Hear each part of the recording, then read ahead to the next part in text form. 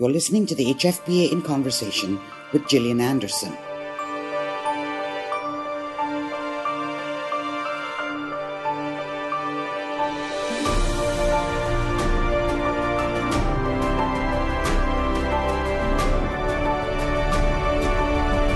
You are listening to the Hollywood Foreign Press Association's podcast series, HFPA in Conversation. My name is Meher Tatna, and today it's my great pleasure to welcome Golden Globe-winning actress Gillian Anderson. Gillian has a distinguished acting career, and her roles have run the gamut from contemporary to period. She's either won or been nominated for almost every single major award, such as the Emmys, SAG Awards, Olivier Awards, Evening Standard, Theatre World Awards. She's also a director, a writer, and a champion of numerous charities. In 2016, she was awarded the Order of the British Empire Award from the Queen, which is an honorary award to foreign nationals for outstanding services to drama. She has a star on the Hollywood Walk of Fame. Gillian was also called class clown and most likely to be arrested in high school in Grand Rapids, Michigan. And she describes herself as a shag specialist on her Twitter bio. I cannot think of a more interesting person to have a conversation with. Gillian, welcome. I don't know where to begin. That was quite some list. It started to go downhill at one point. Oh, I just think it's fascinating. Anyway, I found a quote of yours that said, "I became an actor because it was the only thing I could do. I didn't have any friends. I didn't fit in. But when I started acting, everything in my life shifted and I felt happy." Would you talk about that? How did acting channel the rebellious energy of your childhood in a creative way? That's a good question. It did. You know, I had auditioned for a community play in Grand Rapids, Michigan, and that was the first time that I had really properly been on stage. I think I had done a couple of, we didn't really have theater in high school. So, you know, in school before that, I think I'd done a Christmas play or something. And anyway, so I auditioned for this community play and was cast. And up until that point, I didn't try in school. My grades were pretty bad. I was very introverted, and the people that I was hanging out with weren't necessarily positive role models. Let's just say that. And there was something about, one, being cast, two, I think actually working together on something with an ensemble, and then three, I'm sure that some of the applause had something to do with it after the performances, but also feeling like I, as the quote says, that I could do something, you know, that there was actually something that I could do, and that it turned out people thought that I was good at it. And so from that point on, everything kind of shifted in me, and I felt like I had a sense of personal power, and I had a goal. I knew all of a sudden that I definitely wanted to go to theater school. And an interesting thing happened, which is that my boyfriend of 3 years had an affair. And although it was incredibly painful that he, you know, had been lying and et cetera, there was something about the fact that I'd suddenly discovered my voice and my dream that made it easier to propel myself out of that world, that idea, that coupledom into the next stage of my life, which was moving to Chicago and actually actively going to college there. And so my grades got better, and all of a sudden I wanted to direct. I wanted to do everything. Whereas, as prior to that, I was very, I think, quite closed and angry. I'd like to ask about accepting roles, your process. Do you accept a role when you read a script and you feel like, I know how to do this, so I'll take it? Or have you ever felt like, I have no idea what to do, but this is so interesting, I can't say no, and I'll find my way? Well, I think what I've come to learn is that I have a tendency to, or the times that I have said, I have no idea how to do this, but I'm going to take it anyway, and I'll find my way. I feel like had those opportunities had more experienced directors involved, the outcome might have been more satisfying or more rewarding in some way. Or, I think that I've done quite a lot of independent films, a lot of work with, first-time directors or second-time directors. And in those situations, I found that one really has to rely only on one's own, I guess, abilities and experience, and et cetera, et cetera. And that can only go so far. It can't fix a film that's already broken or doesn't have someone who probably knows what they're doing helming it. And so I think what I've come to is that unless it's an incredibly experienced director, which I'm dying to work with, I probably won't take roles where I don't know what the hell I'm doing. And it's it can't hurt to take a role if you already feel like you know how to get there, because then at least at least you can rely on yourself and you don't have to rely on somebody else who may or may not be able to guide you. Does that make sense? Yes, it does. So how does that apply to Maggie Thatcher? Oh, well, for whatever reason, and I don't even begin to understand or will speculate on why, but I felt like I would be able to play her, that I understood, and that I understood an aspect of her, and it's so hard to say how or why, or it's certainly nothing in my background would point to me having an understanding of her other than perhaps work ethic. But we're very, very different people. I think with something like that, it's the mixture of being really excited by the prospect, excited by the challenge, and some aspect sparking a way in, feeling like in some way that you can get in there. Whereas, an instinct. Yeah, I think it's instinct. I do think it's instinct, yeah. And when you prepare for a character, like a lot of British actors do you work from the outside in? Like, do you need the costume and particularly the shoes to get into the skin of the character? Not necessarily. I would say that with Thatcher, it's essential to be grounded in the voice. But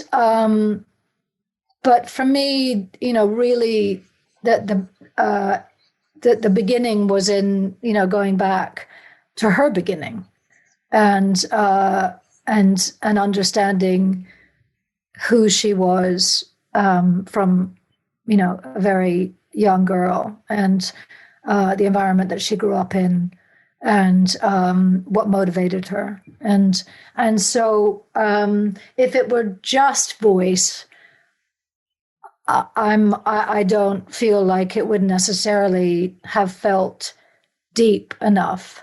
And if it was just that research and not voice, I think that people wouldn't have been able to pay attention. So it is kind of the marrying of those two things. And then, the icing on the cake is the wig, the costume, the shoes, working on the mannerisms, etc. Have you heard anything from Thatcher's family regarding the portrayal? No. No, I haven't. Okay. I'd be very curious. I'd be very curious. I have heard from a couple of people who knew her well, but not from family. Yeah. Okay. Can I ask you about the OBE ceremony? Did you get to meet the Queen? So when you're a foreigner, you don't get to meet the Queen. Oh. There's a ceremony that they will provide for you at the location of your choice, where somebody comes to hand you the medal, and I don't know if they even come with a sword, but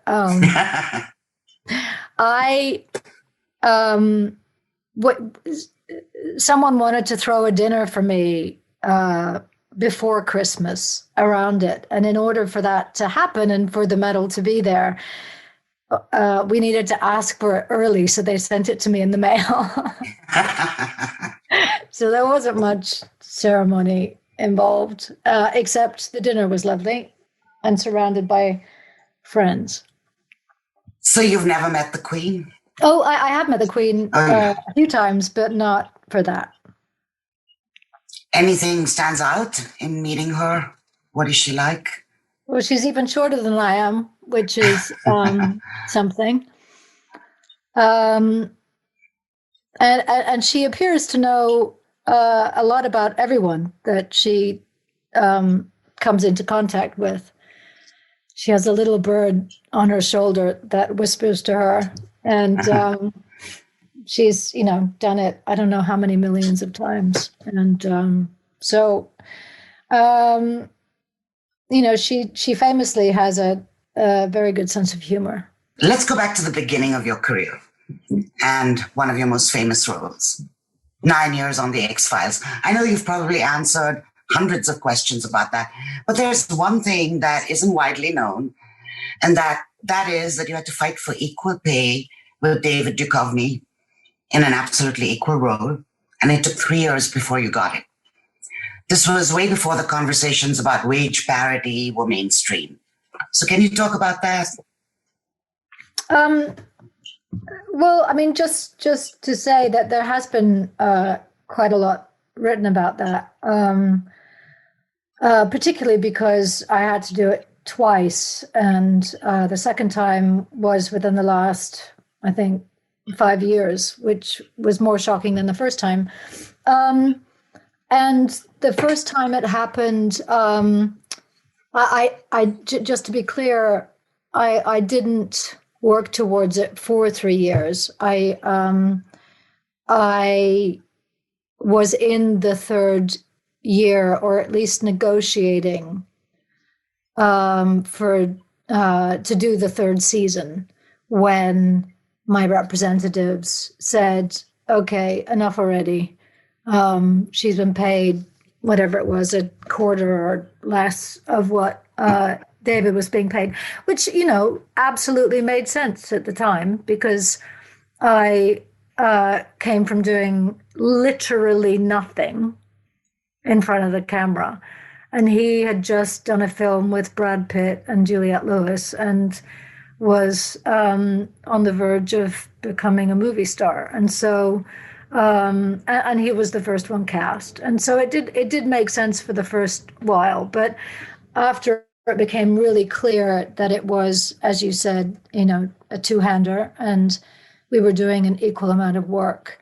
It then became important to fight that fight, and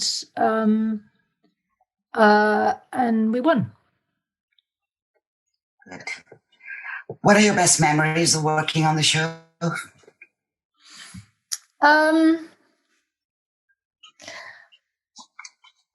I guess, Scully's a fun character to play. I mean, even though it can be or was challenging in that she, was so smart that she could answer any question she was asked, no matter what the topic, it seemed. And so would have numerous monologues ad nauseum about anything in science and medicine. But there's something, she, especially in regards to her relationship with Mulder, it was that was a fun dynamic to play with, and that they had a very fun and a lively repartee that was based in their mutual intelligence, but also in their opposing views on things, and also on their deep care and attraction to one another. And so the combination of all those things makes for good, complex sparring partners. There are a lot of websites and Twitter accounts still devoted to the show. Have you had any interesting interactions with fans? Well, I certainly, used to, as the, I did some Comic-Cons over the years, and I've met a lot of people who have my face tattooed on various parts of their body, which is always interesting to see. And, a lot of people feel very strongly about the show, and the impact that it had on their lives when they were younger, and also excitement to share their love for it with the next generation, with their kids. So there was a lot of that for a while, which is great. You became famous early. How did you deal with that? Was that the reason you moved to the UK after the series ended? Partly. One of the reasons why I moved back to the UK. I don't know how. I mean, I dealt with it. I've said this before. We were very lucky to be shooting in Vancouver because there was, little to no paparazzi there, and we shot the first 5 seasons there. So I think that made it so much easier than it would have been if we were in Los Angeles. And I think sometimes I dealt with it better than other times.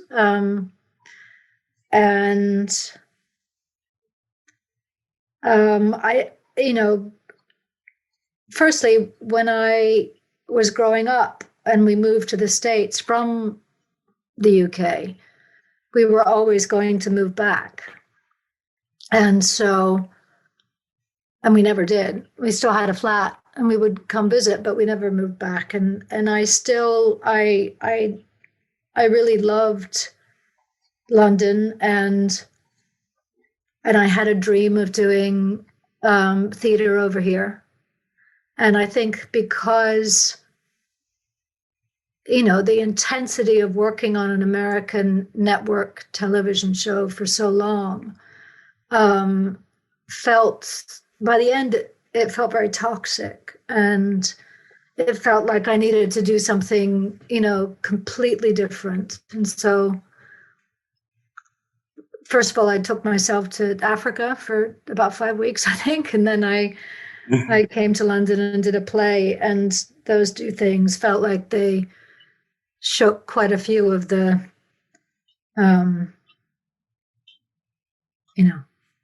not cobwebs out, but you know what I'm saying, whatever it is that I'm saying. Right.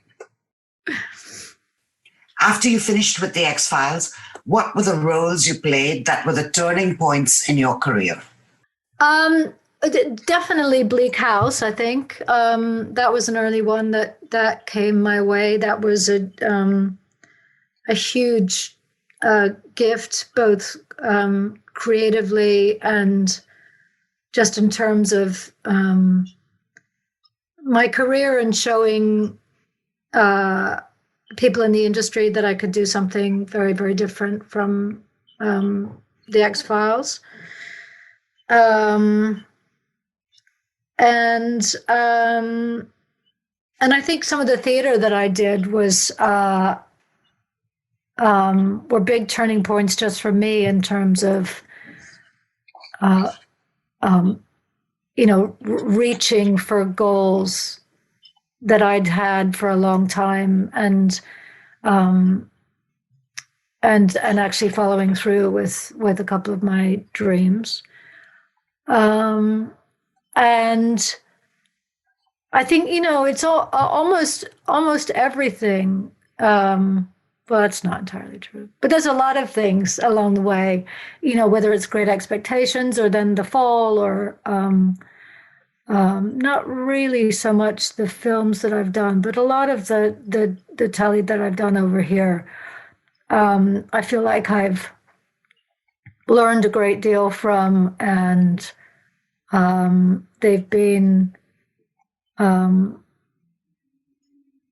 kind of instrumental to me get it, having more confidence, feeling like I can do some of the things that I'd always wanted to do, that, proving to myself, and no doubt others as well, that I can play very different characters. And so it feels like, at least for me, a lot of the things that I've done have been turning points. I saw somewhere that after you did House of Mirth, you had so many good reviews, and then one bad review really affected you so that you were thinking of getting out of acting. Talk a little bit about that. And do you still care about reviews? Well, I don't think I do as much. And I'll tell you, I had a recent experience with that, because there's a journalist here in the UK called Will Gompertz who had written a very negative piece that was just about as insulting and personal as the one way back when during House of Mirth. And it was one of the early reviews that came out. And I hadn't read that many, but I wasn't going to read any of the reviews until after I'd done all the press. And then I thought, okay, I'm just going to scan a few of them. And I ended up, it was like the third one that I read or something was that review.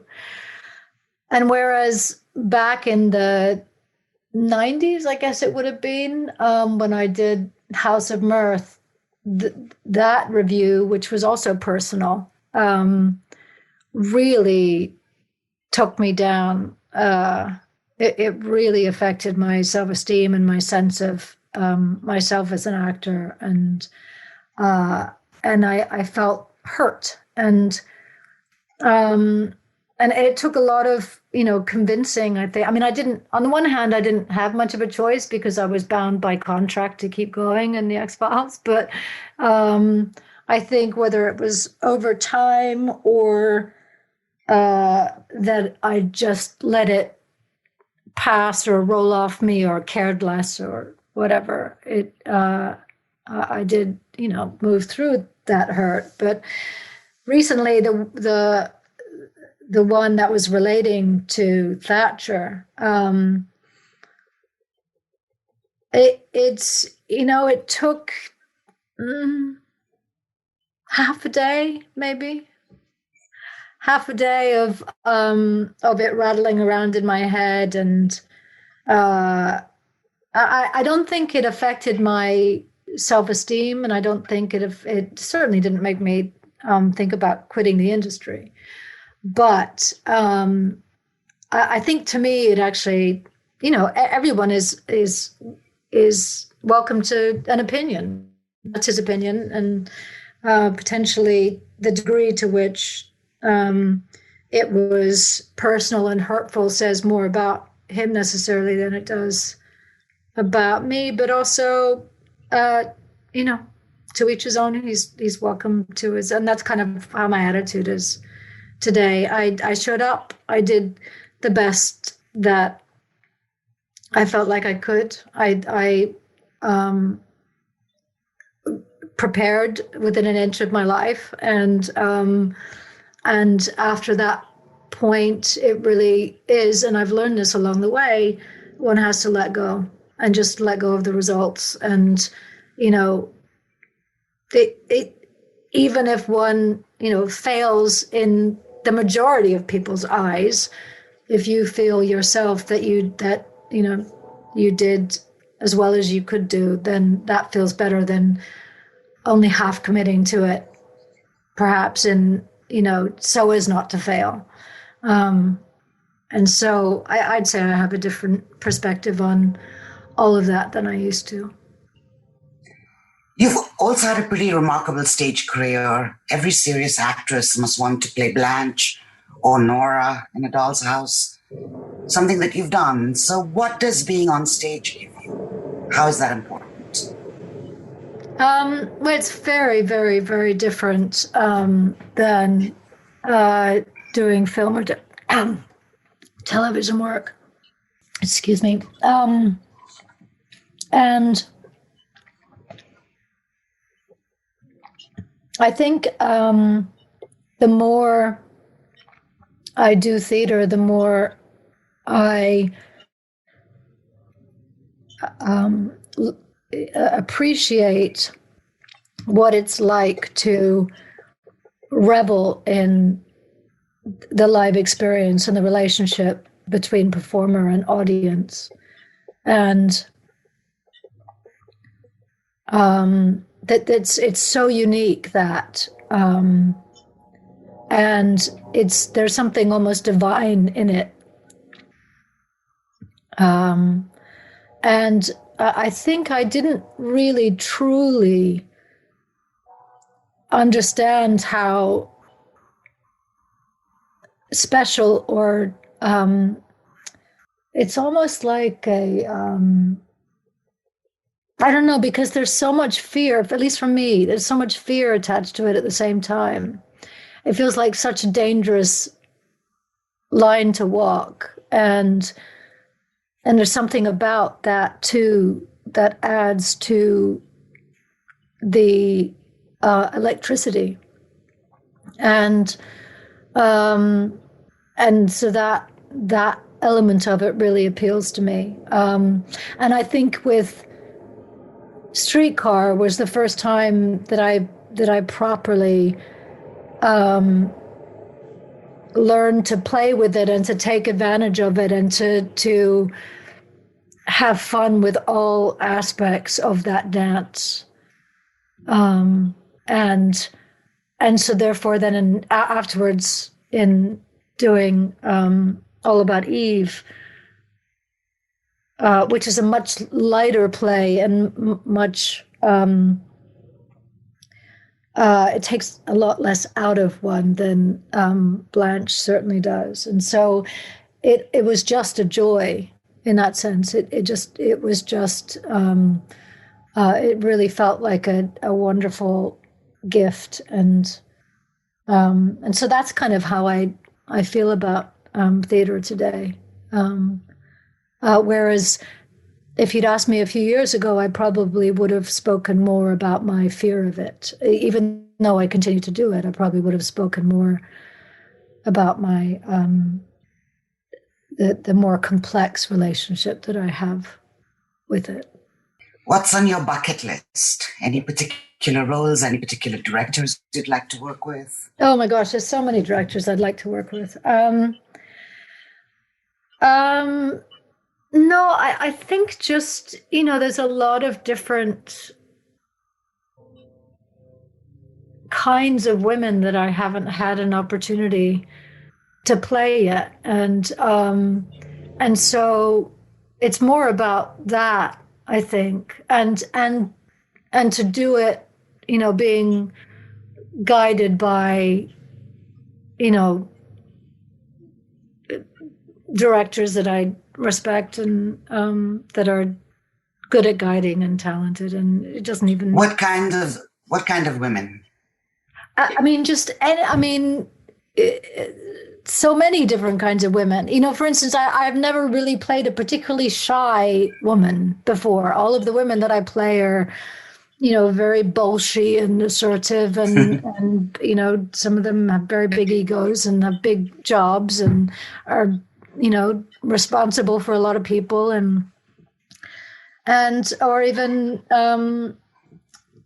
someone who has incredibly low self-esteem, whether it's through their upbringing or because they've been addicted to drugs for 30 years or what, so many different kinds of women.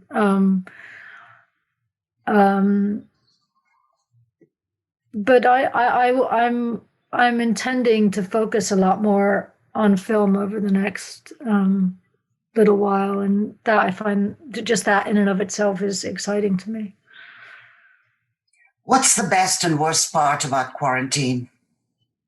The best is that I don't leave the house very much anyway. I'm quite a hermit, so it suits me just fine. And so to have permission to even be more reclusive is fine by me. I would say probably the worst is not being able to travel. I'm used to traveling either for work or pleasure frequently, and I miss that, whether it's to see friends in other countries or just to get a bit of heat or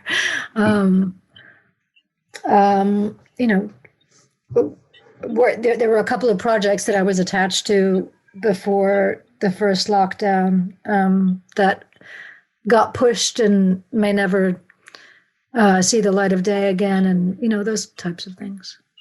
So what's the first thing you look forward to doing once we're out of lockdown? Are we ever going to be out of lockdown? Something to look forward to. Yes, it is. I think probably to travel, travel somewhere, either to see friends or to,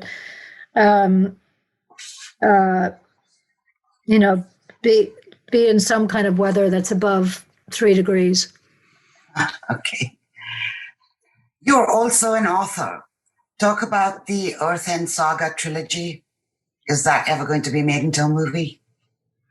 Well, there was a production company who had actually optioned the 3 books, the trilogy, for television. And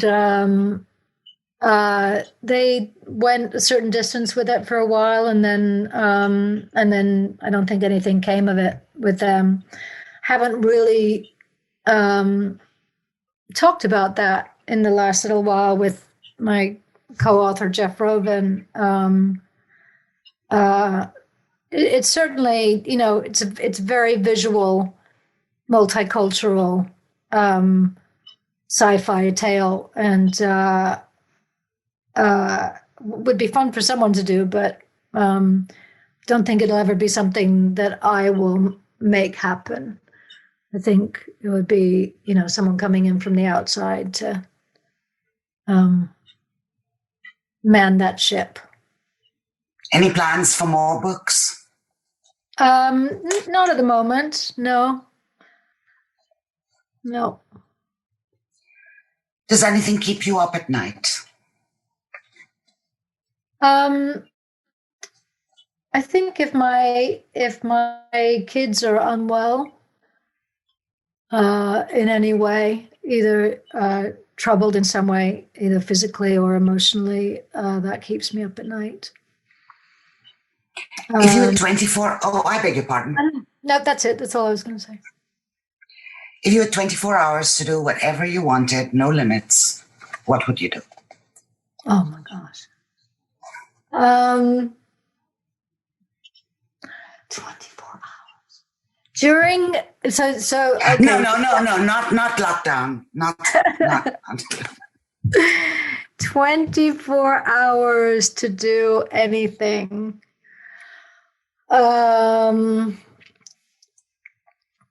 Can people come with me wherever I go? Sure.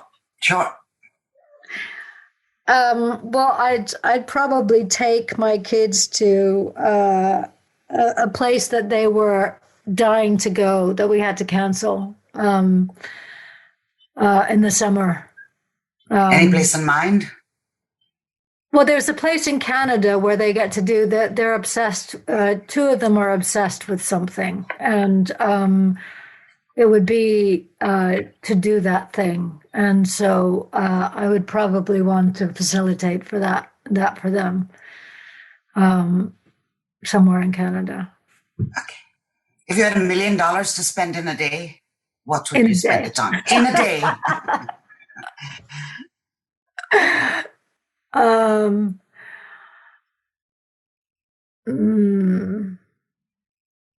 don't know. I think I might give it away to charity. And you do support a lot of charities. Just recently, Marks and Spencer gave £2 million on your behalf. So talk a little bit about the charities you do support. No. I think they gave £2 million away, and 100,000 of that was on my behalf. And so I got to choose 3 different charities that would get the 100,000. And the other artists who also did voiceover work for them got to choose some of their favorite charities. So talk a little bit about the ones you support. Well, I started one with a friend of mine just over 10 years ago called Say Yes,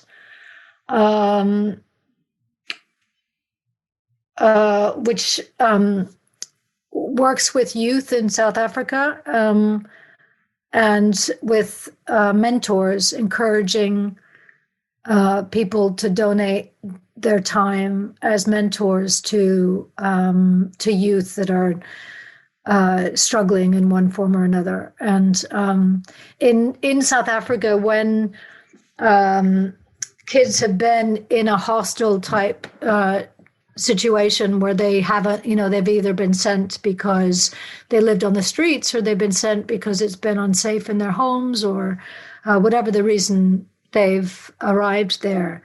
At the point that they turn 18, they don't get any more support. They have to leave, and there's no government support for them. So the program was initially to work with them for a year to help them do some things that they may not have learned how to do in the home that they were in, which might be applying for schools, or applying for an identity card, or applying for a job, or learning a skill of some kind, but also providing a mentor that is a constant presence, that has a commitment to show up and to be there at the end of the phone or in person for a set period of time, so that they feel that they're supported and heard. And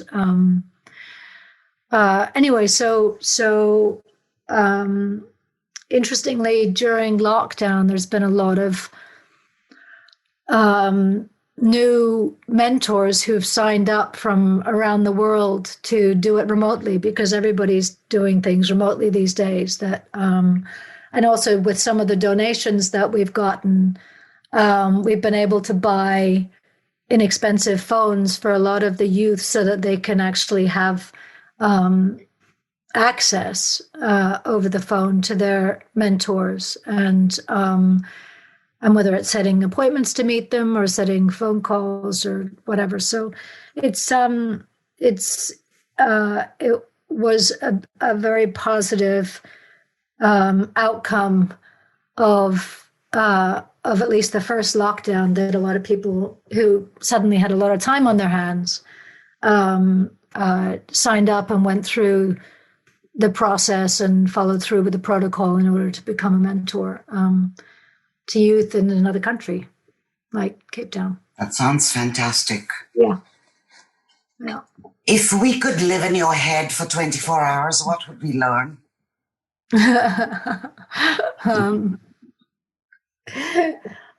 Probably that I'm a lot more self-obsessed and petty and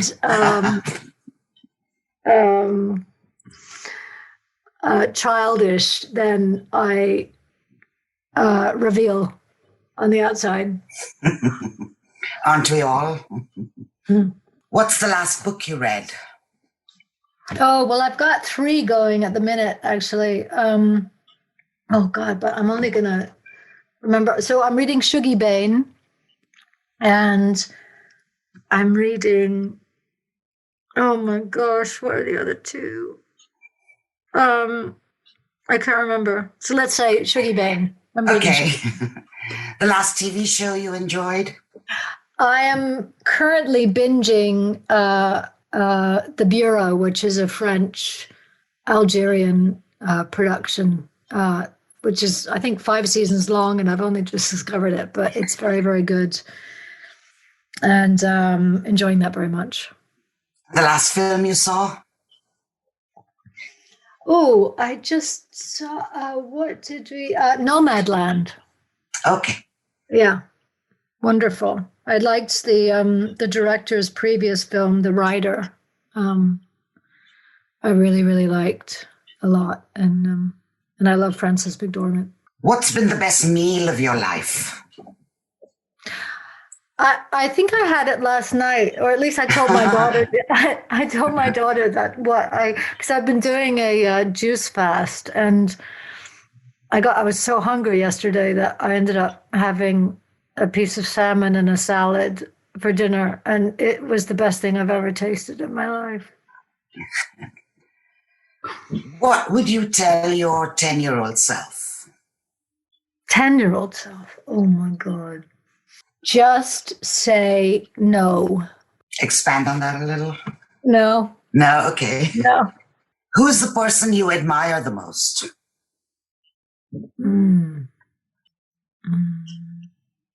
Gosh, I don't know.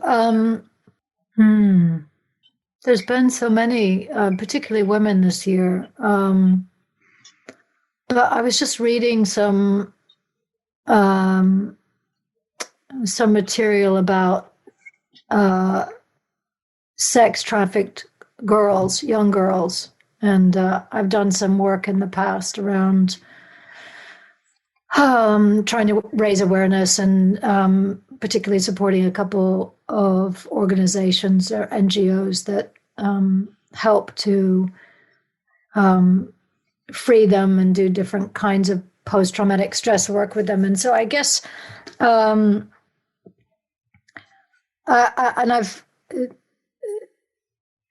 think anyone who has been through something like that, no matter what it is, whether, where one's voice is taken, one's sense of self-control, where one has been, in a hugely traumatic situation, whether abused or even a traumatic situation because they're at war or their country's at war, to come out the other side of that and live some semblance of what we consider to be a normal life, and feel, find a way to feel safe and sane and well, and learn how to take care of oneself properly and not reenact one's trauma every single day on other people, or but to overcome the pain and the stress, and live a semblance of a normal life. I'm constantly amazed that human beings are capable of overcoming what seems insurmountable. And so I think I'm often, incredibly admiring of people who have overcome, adversity to that degree. Last question, and this can be as serious or as trivial as you like. What have you done right? Raised 3 wonderful, healthy, sensitive, compassionate children that are fortunately not caught up in the business that I am in my day job. And That is such a great answer. Well, thank you so much. Thank you for very spending much. this time. Thank you. This was so interesting. Thank you. Thank you. Pleasure.